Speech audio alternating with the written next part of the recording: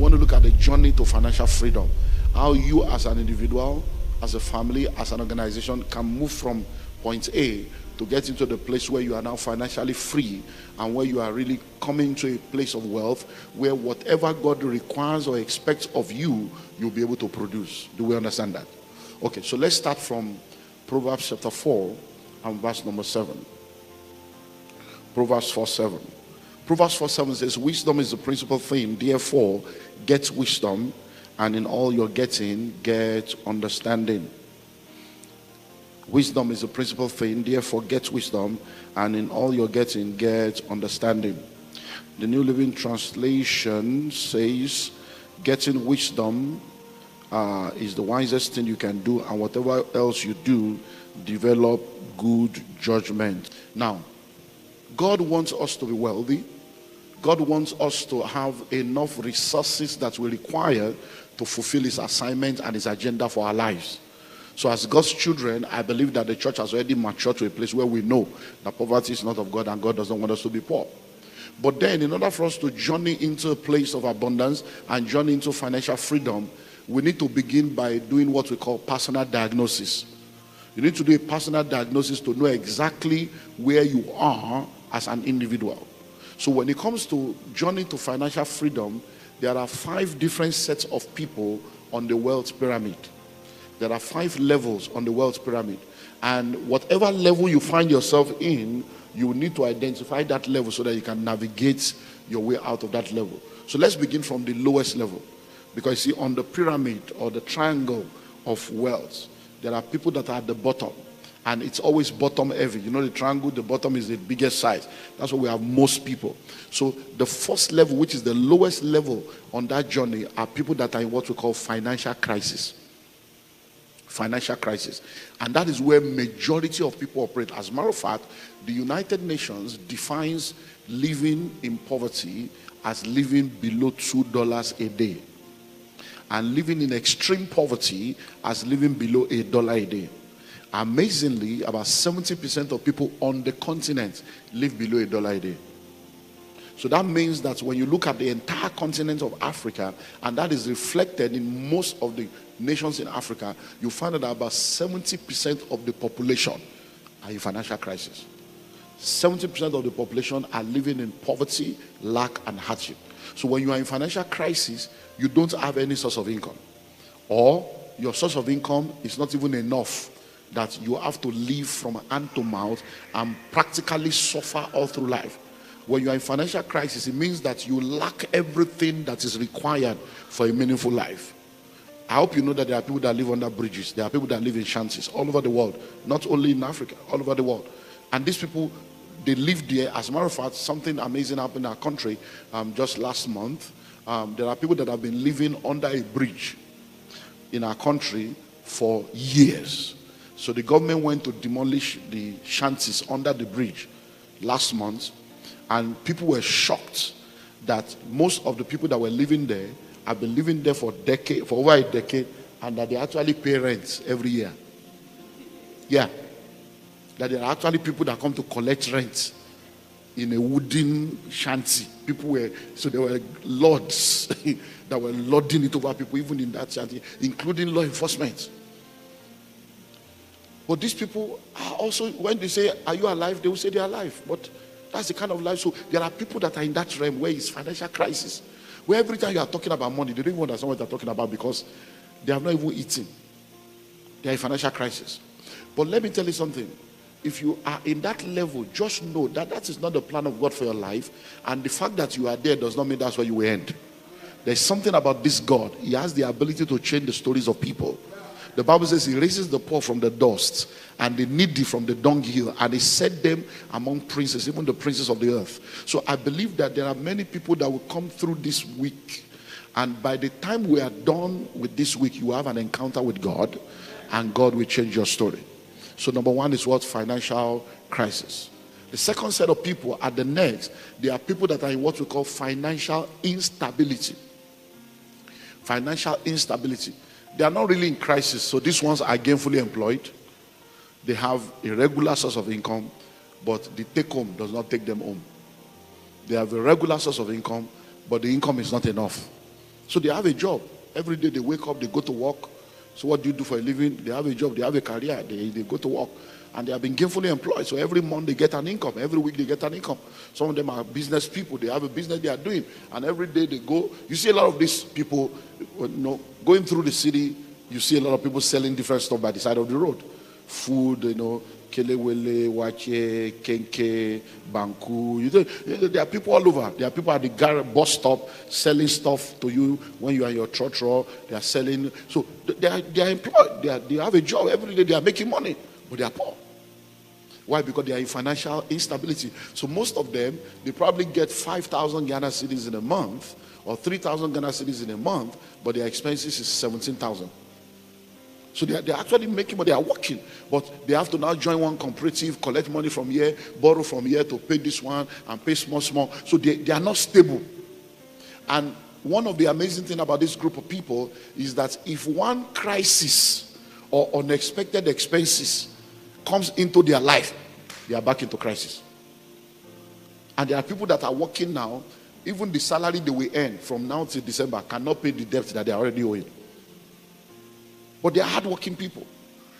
So these are the realities. So you need to now find out where you are, because the challenge I have with people is that if people are lying to you, don't lie to yourself. Self-deception is the highest level of deception.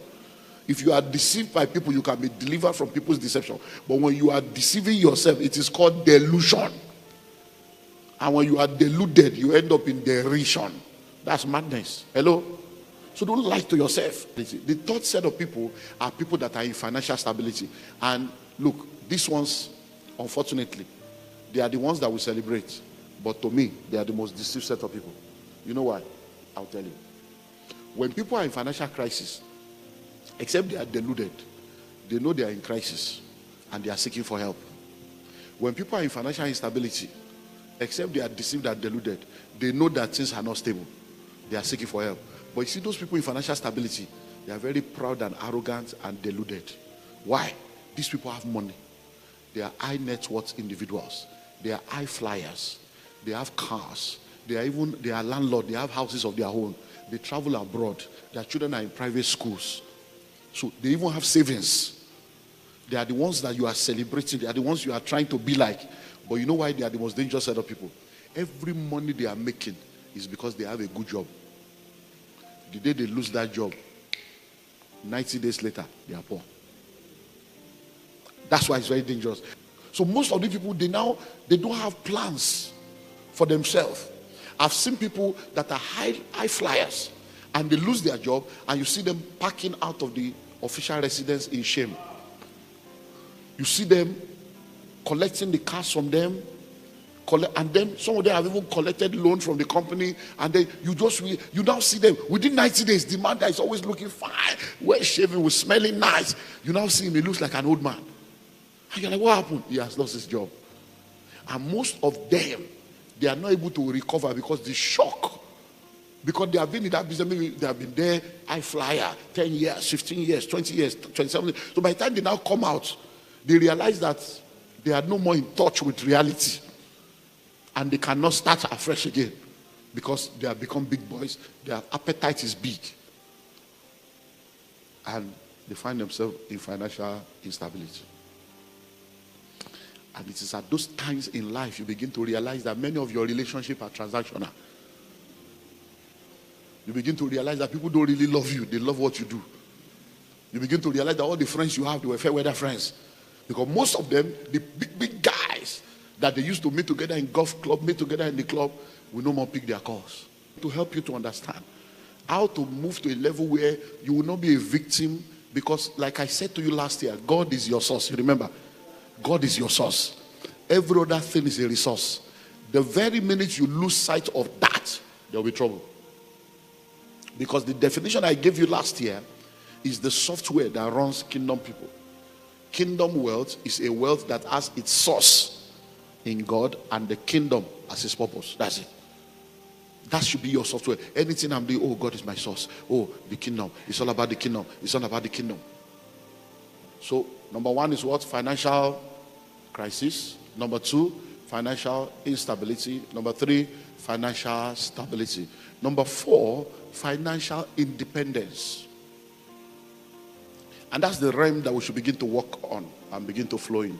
Financial independence. Now, what do we mean by this? Note what I said about financial stability. The major deficiency is the fact that everything they have is based on the fact that they have a good source of income.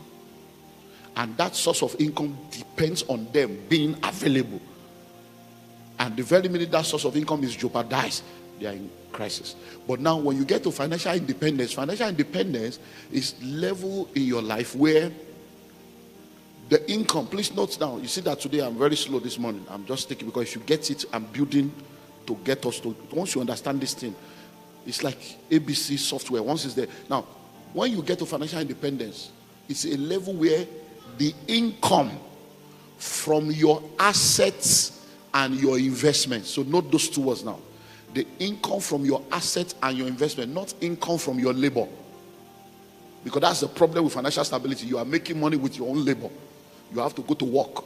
If you don't go to work, no income. If they sack you, no more income. But when you get to financial independence, we are saying that the income from your assets and your investments is enough to take care of all your needs and still have extra. So what does that mean?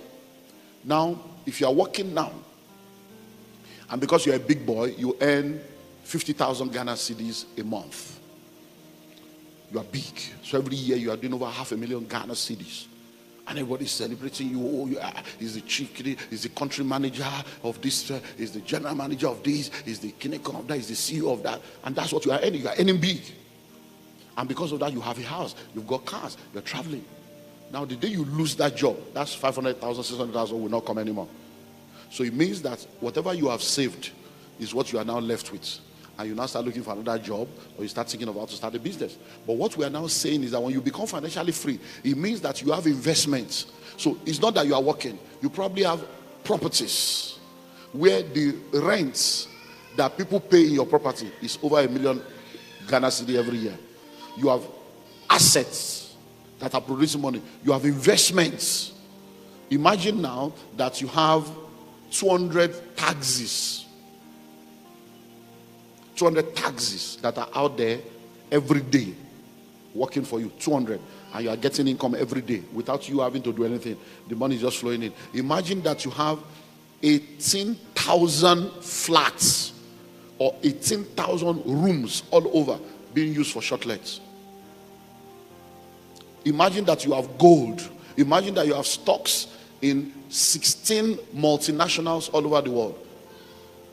And every year you are doing between 5 to 10 million Ghana cedis just as income from your assets and investments. You can go on holiday for 6 months and you are still rich. That's financial independence. So all your labors, all your workings should be to move into that dimension. So when you are making money, you are supposed to be acquiring assets. When you are making money, you are supposed to be investing. So that when you get to a point where you cannot labor hard, then the money begins to flow from that angle. Do we understand that now? Then the final level is financial freedom. Now the difference between financial independence and financial freedom is when you have financial independence, all the income from your assets and your investments is able to take care of all your needs and you still have more. But when you enter financial freedom, all your income from assets and investment can take care of your needs and the needs of everybody that needs help from you. And you still have more. I hope you know there are people that have set up foundations because they are extremely rich. They set up a foundation, and in the foundation, they have employed 100 people to come and help them share their money. Do you know that kind of wealth? When you set up a foundation. Do you know people? There are people working for foundations right now, and they are high net worth individuals. The money that the foundation is paying them, they have official car, official accommodation, they travel around the world on the foundation, owned by another human being. Abba. Abba.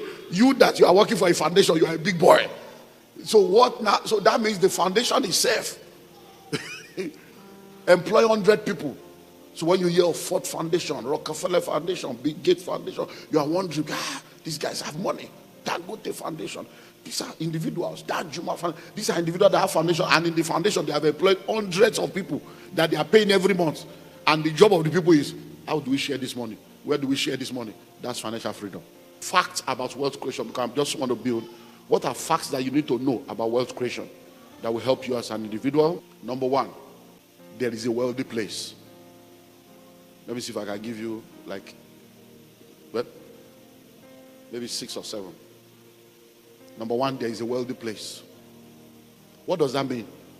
You see, when we talk about wealth, please note this. Don't ever fall into the trap of scarcity, where somebody, scarcity mentality is a scam. And we hear those things being said over and over again, and many times we don't examine things that we hear. We just listen to them, especially when we are working based on religious software. Anybody can just wear suit and tie, say something behind the pulpit, you just believe, instead of going to do the work of thinking. When you say there is no money, think about it. You will realize that you are lying. That's not an accurate statement. When you say there is no money, what do you mean by there is no money? Now, all the money in the world is still in the world. Think of it. Money did not travel. Alien did not take it away. So when you say there is no money, you are lying. What you should say is you don't have money. Every year, your nation declares budgets. Every year, billions. And at the end of the year, they will tell you they have done supplementary budgets, they have added to it. So it means that that money actually came into the system. How many came to you? And you say there is no money. So in a year, they will declare billions. This sector, that sector. The way you should be thinking is, okay, once they declare budget, you now sit down. What is my portion in that budget? How much of that budget should come into my company and into my life? What products can I offer? What service can I offer? What sector has there been budgeted for? That's how you operate. So people wonder, say, how do you look? As a pastor, I do it. When I sit down, I'm looking for part of the budget that concerns me. Because they don't budget for religious duties in my country. And I'm a pastor, so I know that there is no money in that one for me. So I'm not going to be looking to, when I say, okay, they say they are going to be training the workforce, I say, training. So I say, okay, what are the training that they need? So we start writing proposal. We can train you with capacity building training, cost reduction, and therefore you know it. And then in your packaging of training, you have to be psychological. So you have to be able to also put something there that will attract their ego and attract their lust for, I shouldn't be telling you this.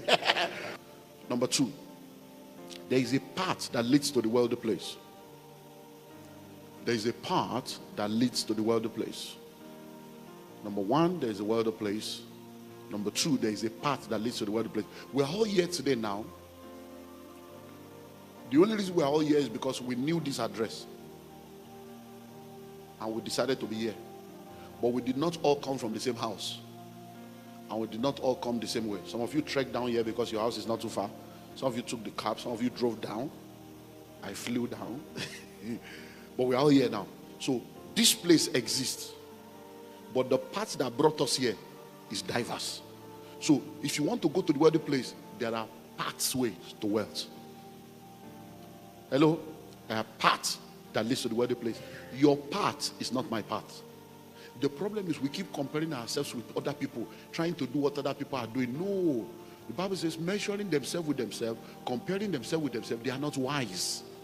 There's a principle in marketing or in the marketplace called the copycat principle. And now the copycat principle states that anytime you pioneer something, within 6 months, other people will copy you. So if you want to be ahead of the market, anytime you are pioneering something, factor in the copycats in whatever you are doing. To say, okay, this thing we are starting now, in the next 3 to 6 months, people will start copying on. So whatever you want to do, you must have 3 to 4 layers of evolution ready. So that as you are doing the first one, as they are trying to copy you, you release level 2. Before they get to level 2, you release 3 and 4. By the time you are faster than they can catch up, they will now come to submit to you as an authority in the market. Hello? And you know why that happens? That happens because there are people that have money without idea. So they're always waiting for ideas to use their money to capture. You can start something small, and in less than 1 year, they will hedge you out of the market. Because somebody else has money that doesn't have idea. When they say, this is true, I can do this, they will now bring 50 times of the money you started with into the same sector. And you begin to, people will not even believe you are the one that started it. Hello? So there is a path that leads to the wealthy place. So everybody must therefore now find out what is my own path to the wealthy place. So there is a pathway. So you need to find your pathway. And like I've said, like we'll also see again, there are 3 portals of wealth creation. You can either do it through the entrepreneurial portal, intrapreneurial portal, or through the investment portal.